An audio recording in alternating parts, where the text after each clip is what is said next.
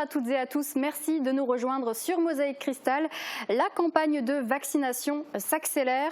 Le vaccin AstraZeneca sera distribué aux médecins de ville cette semaine et puis un centre de vaccination doit ouvrir à Bitche ce vendredi. Voici tout de suite le résumé des titres. Le président du conseil d'orientation de la stratégie vaccinale, Alain Fischer, souhaite que cette dernière soit repensée en Moselle. La secrétaire régionale et départementale FO Santé est d'accord. Il est important que les soignants mosellans soient vaccinés avec le Pfizer, qui est plus efficace contre les variants très présents dans notre département.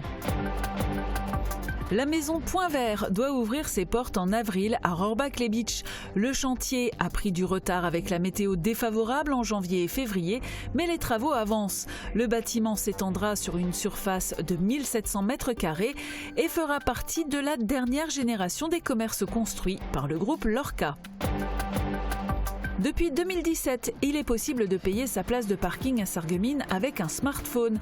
Il suffit d'installer l'application Hop & Go et de se laisser guider en renseignant les données demandées. Pour les parkings du Moulin et du Carré Louvain, il est aussi possible de réserver sa place à l'avance. L'édition 2021 du traditionnel carnaval de Sarreguemines est tombée à l'eau. Mais cela n'a pas découragé la société carnavalesque qui s'active pour la préparation d'un nouveau char pour 2022. L'ancien a été sollicité ces 30 dernières années et méritait une remise en forme. L'association se concentre actuellement sur la fabrication de ce nouveau char à l'effigie de sa célèbre casquette. Le peloton de gendarmerie de montagne de Xonrupt-Longemer fait de la prévention dans les Vosges avec une météo clémente et les vacances scolaires. Les randonneurs et touristes sont nombreux en montagne et ne sont pas toujours conscients des risques. Les gendarmes sont là pour renseigner et s'assurer que les gens ont les équipements nécessaires à la pratique d'activités hivernales. La campagne de vaccination s'accélère déjà depuis plus d'une semaine sur l'arrondissement. Dans quelques jours, c'est au tour des médecins de ville de pouvoir vacciner les patients. Uranie Tozic nous en parle en direct. Salut Uranie, est-ce que les doses sont arrivées ? Bonjour tout le monde. En effet, plusieurs pharmacies de l'arrondissement ont réceptionné cette semaine des doses de vaccin AstraZeneca, doses qui seront ensuite redistribuées auprès des cabinets libéraux. Tu l'as dit, les médecins de ville démarreront dès demain, jeudi, la vaccination. Mais attention, ne vous précipitez pas pour prendre rendez-vous. C'est votre médecin qui vous appellera si vous êtes une personne à risque entre 50 et 65 ans. D'accord, et une autre bonne nouvelle, un deuxième centre de vaccination va ouvrir à Bitche. Tout à fait, l'ouverture est prévue ce vendredi au cœur de l'hôpital Saint-Joseph de la commune. Les prises de rendez-vous ont déjà démarré ce matin sur la plateforme Doctolib. Sans grande surprise, la priorité est donnée aux personnes à risque de plus de 75 ans. Et puis ensuite, ce sera au tour du personnel soignant. Eh bien, merci Uranie, merci également à Thibaut pour les images. Et puisqu'on parle des soignants, eh bien, pour ces derniers, la stratégie vaccinale doit être repensée. C'est du moins ce que pense Monique François, secrétaire régionale et départementale FO Santé. On l'écoute. Le chercheur en immunologie Alain Fischer avait énoncé il y a quelques jours que la stratégie vaccinale en Moselle devrait être repensée. Est-ce que c'est des propos avec lesquels vous êtes d'accord ? Oui, je partage tout à fait ce point de vue. D'ailleurs, j'avais donné une interview à ce sujet en précisant qu'il était important que les soignants mosellans soient vaccinés avec le Pfizer, ce qui a été entendu notamment par le message de M. Alain Fischer, mais avec notre appui aussi. Est-ce que vous pouvez rappeler pourquoi il était important de garder les doses Pfizer pour le personnel soignant et pas AstraZeneca par exemple ? Eh bien, il faut savoir qu'en Moselle, on est contaminé par les variants sud-africains et africains et anglais. Et il faut savoir que AstraZeneca est beaucoup moins efficace au regard de ces variants. Donc c'est pour ça que j'ai insisté que Pfizer soit administré à nos collègues soignants. Concernant la stratégie vaccinale, le personnel soignant doit rester prioritaire. C'est votre sentiment aujourd'hui ? Tout à fait. On constate qu'il a été pris la décision d'ouvrir encore un centre de vaccination sur Bitche, ce qui favorisera aussi la vaccination des collègues sur Bitche, mais aussi notamment des citoyens âgés de plus de 75 ans et qui sont vulnérables. Donc c'est une bonne stratégie. La seule chose qui m'inquiète, c'est peut-être la disponibilité des personnels à tenir ce centre de vaccination ouvert, parce qu'il faut savoir quand même que sur nos deux établissements, on a un certain nombre d'agents en arrêt maladie et qu'à ce titre-là, il est compliqué de maintenir tous les services à flot. Merci beaucoup. Merci à vous. En effet, les effectifs seront-ils en nombre suffisant pour faire tourner ce nouveau centre de vaccination à Bitche? Depuis lundi, tout est mis en œuvre pour répondre à la demande. Le centre doit être opérationnel dès ce vendredi 26 février. Pour le moment, les dernières finitions sont en cours. Alors comment va s'organiser ce centre de vaccination? Réponse dans ce reportage de Thibaut Desmerlet et Uranie Tozic. Il était très attendu dans le pays de Bitche. Un nouveau centre de vaccination s'installe en lieu et place de la pharmacie de l'hôpital bitchois. Il fonctionnera au départ avec 2 infirmières, 2 secrétaires et un médecin. Mais des renforts sont appelés. On a déjà de nombreux volontaires en interne entre les hôpitaux de Sarreguemines et bien sûr le site de Bitche. Donc les bonnes volontés ne manquent pas. Après, on a de l'aide des libéraux, effectivement aussi. Donc on essaye de caler les plannings avec toutes ces personnes. C'est valable aussi pour les médecins, donc les médecins du site, des médecins de Sarreguemines, mais également des médecins libéraux et du pays de Bitche. Les créneaux seront d'abord priorisés pour les personnes vulnérables de 75 ans et plus. Le centre restera ouvert du lundi au vendredi de 9h à 17h, voire le samedi en fonction des réservations sur la plateforme Doctolib. Dans les premiers temps, 60 à 90 doses seront injectées par jour. Les vaccins transitent par la pharmacie de l'hôpital Robert Pax, ils viennent donc du centre hospitalier de Metz. Et ensuite, au fur et à mesure, on réajuste nous les rendez-vous selon les doses que l'on peut obtenir. De quoi aider la population du pays de Bitche à se faire vacciner au plus proche de leur domicile, car la demande est réelle. Ces personnes-là de plus de 75 ans étaient vraiment en attente de pouvoir accéder à la vaccination, surtout pour le pays de Bitche. On a eu déjà de nombreux appels les jours précédents dès que la nouvelle s'est sue dans la région, qu'il y avait un centre de vaccination. Ils sont quand même vulnérables et en attente d'être vaccinés. Les élus locaux ont été d'une grande aide, notamment la mairie pour l'aménagement des espaces et le prêt du mobilier. Pour autant, ce n'est pas un centre de vaccination communal, mais bien une annexe rattachée au premier centre installé au CHS de Sarreguemines. Le circuit de vaccination sera d'ailleurs identique. Des entrées et sorties distinctes, un pré-entretien avec un médecin et une salle d'attente après injection. Oui, comme vous venez de l'entendre, ce nouveau centre de vaccination est rattaché à celui du CHS. Alors qu'est-ce que cela signifie en termes de doses, d'effectifs et de logistique? On a posé la question au directeur adjoint des hôpitaux de Sarreguemines, Guillaume Fluc. Rattacher un centre de vaccination à une structure hospitalière, c'est forcément plus simple en termes de logistique. Monsieur Fluc, bonjour. Alors vous avez une organisation commune entre les 2 centres de vaccination de l'arrondissement. Comment vous allez départager les doses ? Alors, très simplement, il y a un circuit pour chaque centre de vaccination, donc il n'y a pas de partage à faire à notre niveau. C'est vraiment au niveau de la plateforme COVAX, présidée par le préfet et l'ARS, que la répartition suivant les circuits se fait. Alors le centre de vaccination de Bitche sera d'abord prioritaire pour les 75 ans et plus. Pourquoi ce choix ? C'est exact. Là encore, c'est en application de la politique, de la stratégie nationale de vaccination, où on priorise les personnes âgées de plus de 75 ans. Et j'ajoute qu'il y a également les professionnels libéraux du territoire, du Bitcherland. Et concernant les effectifs, on sait que c'est une question souvent qui fait polémique. Le personnel de Sarreguemines va-t-il venir prêter main forte dans ce centre de Bitche ? Alors le centre est porté par l'hôpital, mais il ne peut pas fonctionner uniquement avec l'hôpital. Donc il est fait appel à des renforts qu'on essaie de trouver, mais de manière générale sur l'hôpital. Et on espère beaucoup pouvoir s'appuyer sur les médecins libéraux, sinon on risque d'avoir une difficulté à le faire tourner. La première semaine, il va tourner avec les médecins de l'hôpital Saint-Joseph. Donc le lancement est garanti. Merci beaucoup. Et pour rappel, pour ce nouveau centre comme celui du CHS, les rendez-vous sont à prendre en ligne sur Doctolib ou sur la plateforme Covax 57. Les créneaux sont rajoutés au compte-gouttes. Merci Uranie. Et donc le mot d'ordre est patience. Ce centre de vaccination est une nouvelle accueillie avec le sourire par les élus locaux qui en avaient fait la demande début janvier. On en a profité pour poser quelques questions au sous-préfet de l'arrondissement, Christophe Salin, notamment sur le choix de la zone d'implantation. Monsieur le sous-préfet, bonjour. Est-ce qu'il a été difficile de mettre en place un second centre de vaccination sur le territoire ? Bonjour, oui, c'est difficile. Parce qu'un centre de vaccination doit répondre à un cahier des charges établi par le ministère de la Santé extrêmement précis et extrêmement rigoureux. il s'agit de la santé de nos concitoyens. Donc il n'y a pas d'à peu près. Il faut des conditions de locaux, des conditions d'accueil, des conditions de cheminement.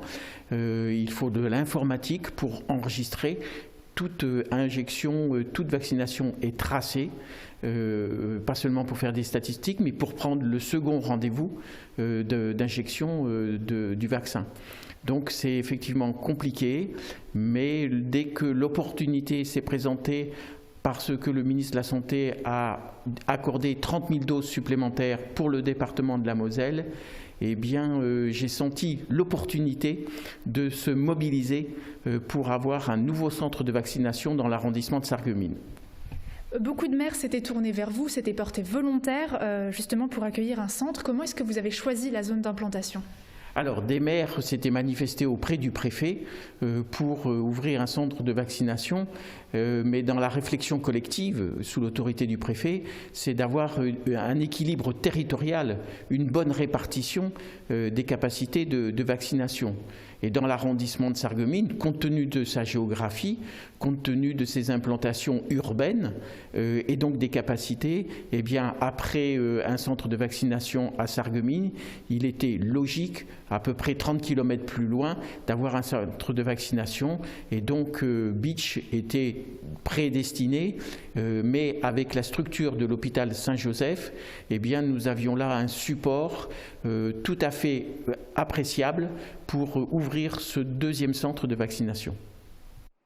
Tout autre chose maintenant, cela fait 1 an que le réseau d'affaires BNI est installé à Sarreguemines. BNI, c'est un réseau d'ampleur internationale créé en 1985 aux États-Unis, dont le principe est de mettre en relation des entreprises et entrepreneurs pour qu'ils puissent développer leur activité grâce au bouche à oreille. Le club BNI Sarreguemines Faïencerie organisera ce vendredi 26 une matinale en ligne, l'occasion de découvrir le groupe en présence de plusieurs entrepreneurs et invités locaux. Pour s'inscrire, direction la page Facebook de BNI Sarreguemines. Cliquez sur participer à l'événement et vous recevrez vos accès. Vous avez jusqu'à demain jeudi 14h. Et en parlant business, Rohrbach-les-Bitches aura bientôt sa maison Point Vert, nouvelle génération. Le chantier est en cours et malgré les intempéries, le magasin doit ouvrir ses portes en avril. Reportage Thibaut Desmerlet et Guillaume Dumonteil. On commence déjà à voir ce à quoi ressemblera la future maison Point Vert de Rohrbach-les-Bitches. Elle est située sur la zone commerciale, à proximité immédiate du Lidl. Son ouverture est toujours prévue au mois d'avril prochain, malgré un retard dû non pas à la crise sanitaire, mais à cette bonne vieille météo. Nous avons quand même 2 semaines de retard liées à des pluies abondantes en janvier et du gel fort qu'on a connu sur le début février. À l'heure actuelle, les conditions sont redevenues normales et on essaye de tout mettre en œuvre pour avancer au plus vite. Ce futur commerce viendra en remplacement du magasin Point Vert, également situé sur la commune, mais rue Sainte-Barbe. En zone commerciale, employés et clients bénéficieront d'un local plus grand. Il s'étendra sur une surface de 1700 m² et fera partie de la dernière génération des commerces construits par le groupe Lorca, semblable à celui qui existe déjà à Saint-Avold ou à Hamelet-Court. Ce sont des bâtiments qui sont très isolés, avec une partie réservée aux plantes très vitrée pour avoir un maximum de lumière. On a aussi un système de récupération d'eau de pluie, donc des bâtiments qu'on pourrait dire environnementaux. La future maison Point Vert de Rohrbach-les-Bitches bénéficiera d'un grand parking et d'une gamme de produits étoffés, avec notamment davantage de produits liés au bricolage. A noter que le groupe Lorca est également en train de créer une maison Point Vert à Farébersviller, chez Best. L'ouverture de ce second bâtiment est aussi prévue en avril. Mathieu Tisserand, lui, n'a pas besoin d'aller chez Maison Point Vert pour acheter du mobilier, il le fabrique lui-même. Il a quitté Metz pour s'installer dans le village de Visambard, dans les Vosges, où il a créé les palettes du Loup. Il y fabrique du mobilier à partir de palettes recyclées. Un reportage de Via Vosges.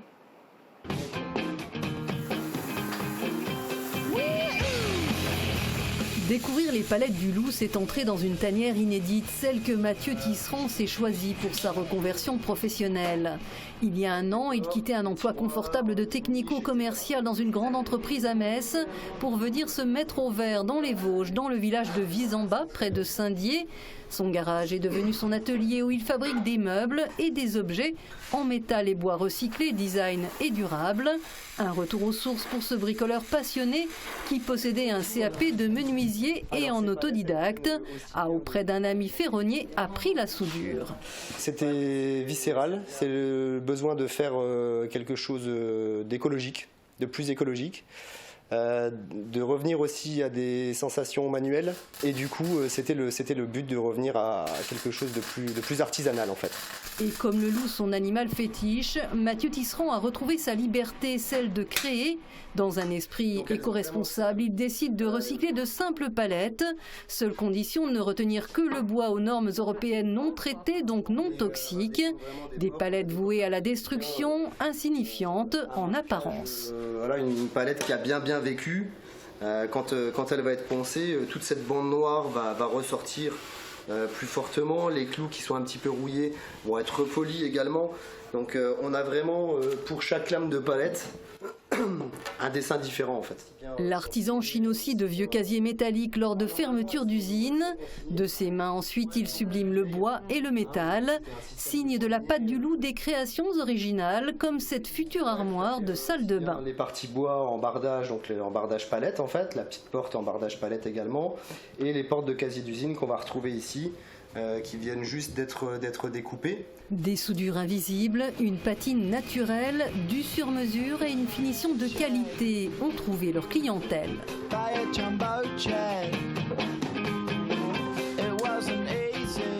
C'est vraiment une pièce unique à chaque fois. Même si on a des petites séries sur les lampes, on n'aura jamais la même lampe en fait. Via les réseaux et le bouche à oreille, Mathieu Tisserand s'est fait connaître, parfois bien au-delà de la région, chez des particuliers ou pour la décoration de boutiques notamment. Un succès qui pousse les Palettes du Loup, avides d'espace, à installer prochainement son atelier et un showroom sur Saint-Dié-des-Vosges. Une application mobile pour se stationner en toute sérénité à Sarreguemines, ça existe et on vous en parle juste après la pub et les prévisions météo. Restez avec nous. La météo vous est présentée par le Crédit Mutuel. Une banque qui appartient à ses clients, ça change tout. La rénovation de vos façades avec Modern Habitat allie esthétique et une résistance garantie à toutes les intempéries.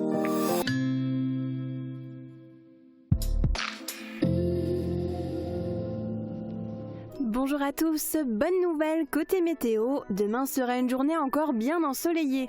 Seuls quelques nuages s'inviteront dans le ciel au cours de l'après-midi. Côté température, le matin il fera entre 4 et 6 degrés.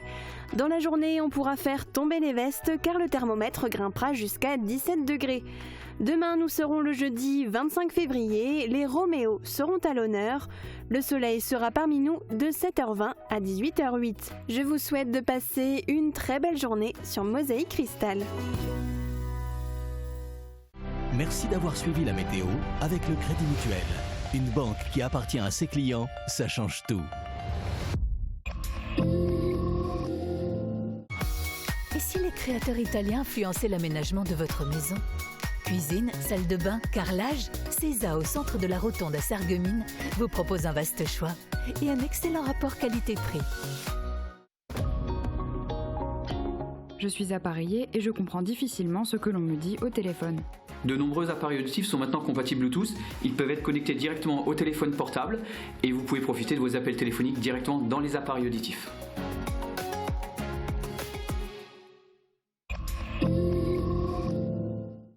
Qui n'a jamais dû courir à un horodateur pour rallonger sa durée de stationnement ou à l'inverse avoir payé plus que le temps finalement nécessaire? Deux situations problématiques auxquelles il est possible de faire face à Sarreguemines grâce à une application mobile. Regardez. Le saviez-vous? Depuis 2017, à Sarreguemines, on peut payer sa place de parking via son téléphone. Enfin, si l'on est équipé d'un smartphone. Il n'y a pas que les parcs-mètres de concernés, mais aussi les parkings du Moulin et du Carré Louvain. Concrètement, cela se passe via l'application Hop & Go. Voilà, donc là je peux directement payer mon parking depuis l'application. Donc je vais dans payer dans la rue. Donc là je saisis le lieu où je me trouve. Voilà, donc là, il a sélectionné la rue où je me trouvais, j'ai plus qu'à payer. Donc j'ai noté le véhicule que j'ai, la plaque d'immatriculation. Là, je vais sélectionner les tarifs. Donc, Et là, j'ai plus, comme sur le rodateur, à choisir l'heure à laquelle je souhaite partir. Un des avantages est que l'on peut adapter la durée. Si par exemple on reste moins longtemps, il est possible de l'indiquer afin de ne payer que le temps de stationnement utilisé. A l'inverse, s'il en reste finalement plus longtemps... Alors je vais regarder combien de temps il me reste sur l'application. Alors j'ai encore 15 minutes mais je sens que ça va pas trop me suffire. Alors je vais pouvoir directement prolonger le temps du parking sur l'application. Et là j'ai plus qu'à ajouter le temps que je veux en plus. Pour les parkings du Moulin et du Carré Louvain, l'application permet de prépayer et réserver sa place, les barrières s'ouvrant automatiquement à l'entrée et à la sortie grâce à une lecture de la plaque d'immatriculation par une caméra. Et je ne vous apprends rien, cette année il n'y a pas eu de carnaval, crise sanitaire oblige, mais cela ne décourage pas la société carnavalesque de Sarreguemines. Il y a du mouvement dans leur atelier, Morane Grandcola et Yannick Sur sont allés voir ceux qui s'y préparent. Regardez.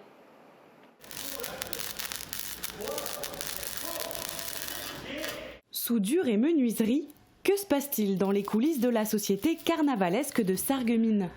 Cette année, la célèbre cavalcade internationale est tombée à l'eau, laissant les carnavaliers sur leur faim. Mais cela ne décourage pas pour autant l'association.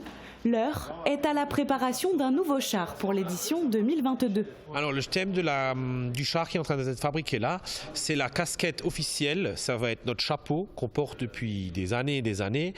L'ancienne version est devenue vieillissante et n'était plus d'actualité et on est en train de l'actualiser. Si 2022 paraît encore bien loin pour festoyer, les membres de l'association, eux, ne perdent pas une seconde pour que tout soit parfait le jour J. Bon, on a le temps cette année, on n'est pas pris avec d'autres manifestations à cause de cette crise sanitaire, donc on a décidé de le faire presque tous les samedis de l'année pour pouvoir anticiper et espérons faire carnaval l'année prochaine et qu'il soit fin prêt pour l'année prochaine. Au total, la société carnavalesque de Sarreguemines compte 4 chars dans sa flotte, dont un qu'ils utilisent depuis environ 30 ans. C'est celui-ci qui bénéficie actuellement d'une remise en forme. Alors en priorité c'était de faire la sécurité, c'est pour ça que vous avez vu les soudures, les garde-corps tout autour pour pas que c'est au cas où on est dessus qu'on tombe. Maintenant il y a la structure qui a été montée, il suffit de mettre encore les panneaux, la peinture, la petite surprise qui sera dessus pour l'année prochaine, on verra. Le thème du carnaval édition 2022 n'a pas encore été défini. Pour l'heure, la société carnavalesque de Sarreguemines est aux préparatifs. Allez hop, allez hop, allez hop, espérons vous voir en 2022. Allez hop, on passe au sujet suivant. Avec tout autant d'énergie, Marjorie Locke-Carbinaire pratique le karaté depuis qu'elle a 7 ans. Chez elle, c'est une histoire de famille.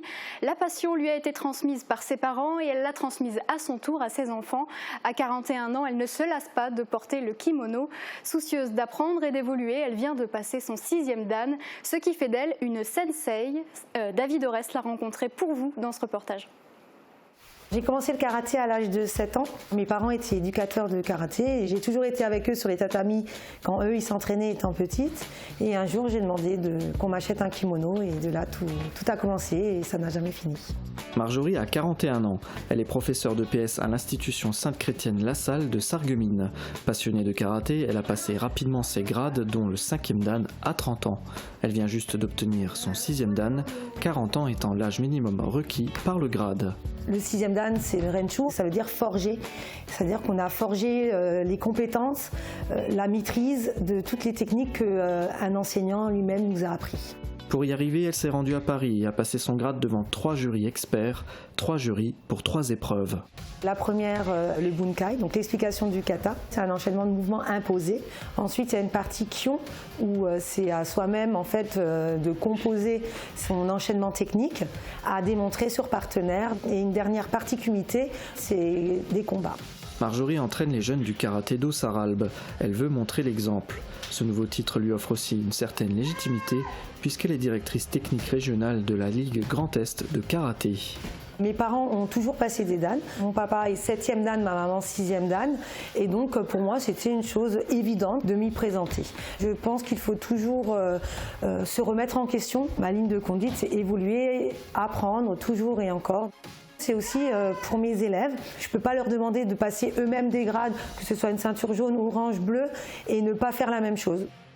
L'objectif personnel, c'est encore de former mes élèves, de nouveaux qui sont toujours les bienvenus, leur donner l'envie de faire comme moi, pourquoi pas, d'aller même au-delà. Il faut à un moment donné aller au-delà de tout. Pour Marjorie, le 6e Dan est aussi une reconnaissance du travail accompli depuis ses 7 ans. Prochaine étape, le 7e Dan à l'âge de 50 ans, ce qui lui laisse une dizaine d'années. Désormais, sa ceinture n'est plus noire, mais blanche et rouge. 6e Dan, c'est vrai qu'on parle de sensei, qui signifie maître. Je ne me considère pas comme un maître. Je préfère rester au niveau de tout le monde. J'ai qu'une chose à dire à mes élèves, appelez-moi Marjo.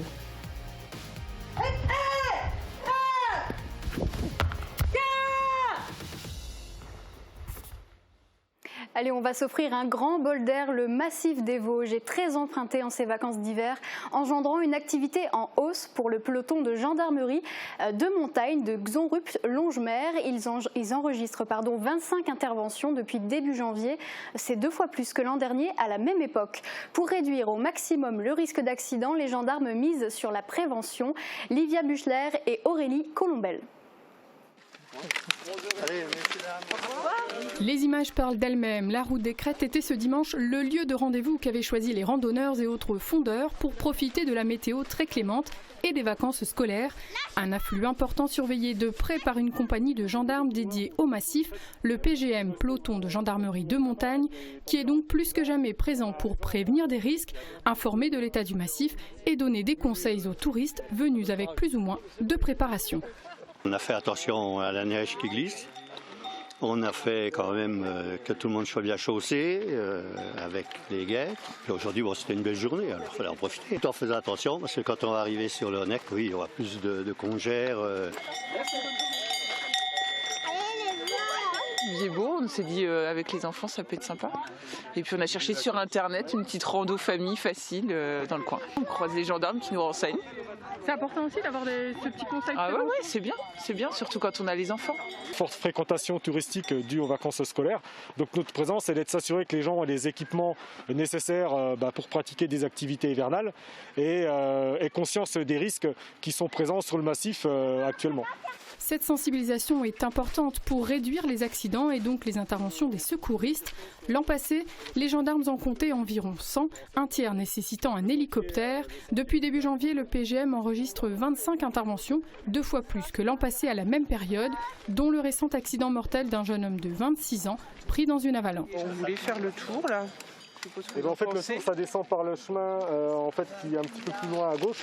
Il y a des gens qui sont revenus sur les stations de ski qui étaient fermées en l'occurrence et donc ont profité de cette fermeture pour pratiquer des activités, que ce soit essentiellement la luge, mais également des activités de randonnée raquette, ski de randonnée. Les gens nous disent qu'il y a beaucoup d'inconscients. Moi, je parlerais plus d'insouciance. C'est que les gens ils viennent sur le massif des Vosges en se disant c'est de la moyenne montagne, on est en sécurité, alors qu'avec le fort enneigement qu'on a eu, on a eu 1,50 m de neige sur les crêtes cet hiver, les randonnées n'étaient pas les mêmes que l'année dernière où il y a eu un manque d'enneigement conséquent. Chaque intervention du PGM mobilise au minimum 2 sous-officiers et un gendarme adjoint, ainsi que la présence d'un véhicule des sapeurs-pompiers. Que ce soit pour un malaise, une personne perdue ou encore une avalanche, les gendarmes disposent de moyens technologiques pour localiser la victime et intervenir le plus rapidement possible. Appuyez sur le bouton marche-arrêt. Notre principale préoccupation, c'est de géolocaliser la victime. Pour ce fait, on a plusieurs logiciels qui nous permettent de savoir exactement où se trouve la victime.